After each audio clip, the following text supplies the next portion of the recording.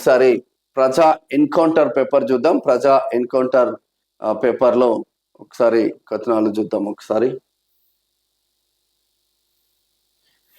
పదవి విరమణ చేసిన జస్టిస్ సంజీవ్ ఖన్నా ఘనంగా వీడ్కోలు పలికిన బార్ అసోసియేషన్. నిన్న ఇక్కడ రాష్ట్రపతిని చూస్తా ఉన్నాం.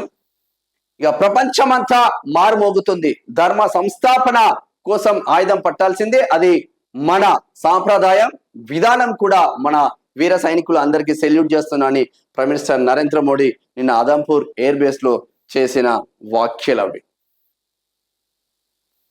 ఇక సివిల్ స్కోర్ తో సంబంధం లేదు, రాజీవ్ యువ వికాసం స్కీమ్ పై బట్టి ఇక్కడ అంటే ప్రతిపక్షాలు అనవసరంగా యువతను రెచ్చగొడతా ఉంది.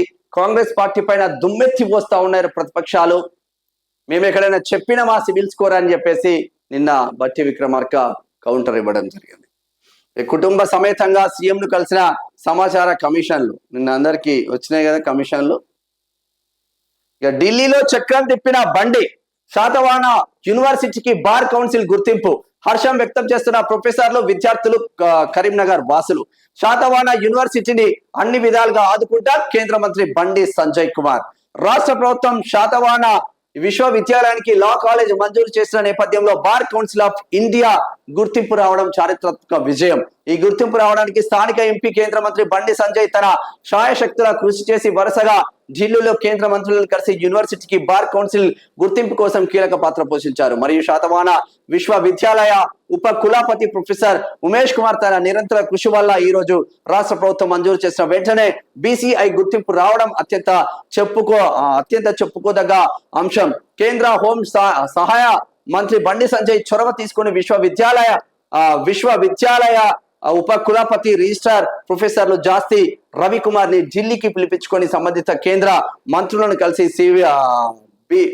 బీసీఐ గుర్తింపు రావడానికి కృషి చేశారు. బీసీగా నియమితులైన కొద్ది కాలంలోనే రాష్ట్ర మంత్రులు, ముఖ్యమంత్రి చొరవతో ఇటు లా కాలేజు మరియు ఇంజనీరింగ్ కళాశాల తీసుకొచ్చిన ఘనత ఉప కులపతి ఉమేష్ కుమార్ మరియు దీనికి సంబంధించిన రిజిస్ట్రార్ ప్రొఫెసర్ జాస్తి రవికుమార్ కు దక్కింది. దీనికోసం పనిచేసిన విశ్వవిద్యాలయ సిబ్బందికి, కేంద్ర ప్రభుత్వానికి, రాష్ట్ర ప్రభుత్వానికి, కేంద్ర మంత్రులకు, యూనివర్సిటీ విద్యార్థులకు ధన్యవాదాలు తెలిపారు. కీ రోల్ ఈ యూనివర్సిటీలో బార్ కౌన్సిల్ ఆఫ్ ఇండియా రావడానికి, బార్ కౌన్సిల్ ఆఫ్ గుర్తింపు రావడానికి మాత్రం బండి సంజయ్ కీ రోల్ గా పనిచేసిండని చెప్పుకోవచ్చు.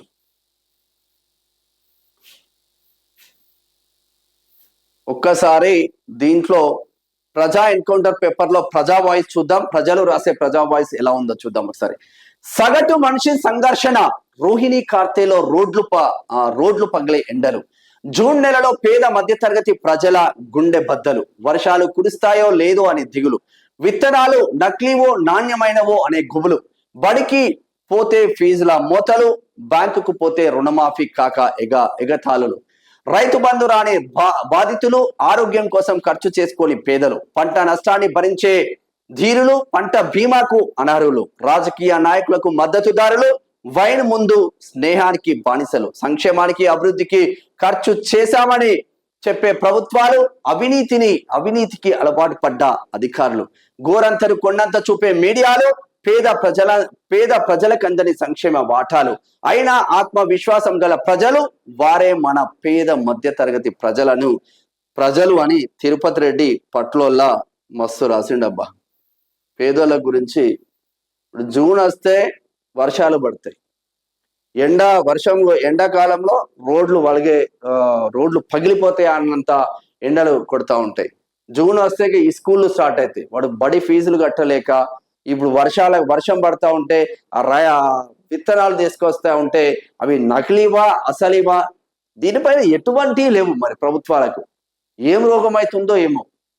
స్కూల్ స్టార్ట్ కాక ముందు ఒక నెల రోజుల ముందే పర్ఫెక్ట్ గా అనాలిసిస్ చేసి ఈ స్కూల్ కు ఇంత ఫీజు ఉండాలి, ఈ స్కూల్ ఈ స్టాండర్డ్ లో ఉన్నది, ఎవరికి ఇష్టం ఉన్నట్టు వాడు స్కూల్ ఫీజులు పెంచుకున్నాడు. పేదోని బతుకు ఆగం చేస్తా ఉన్నాం.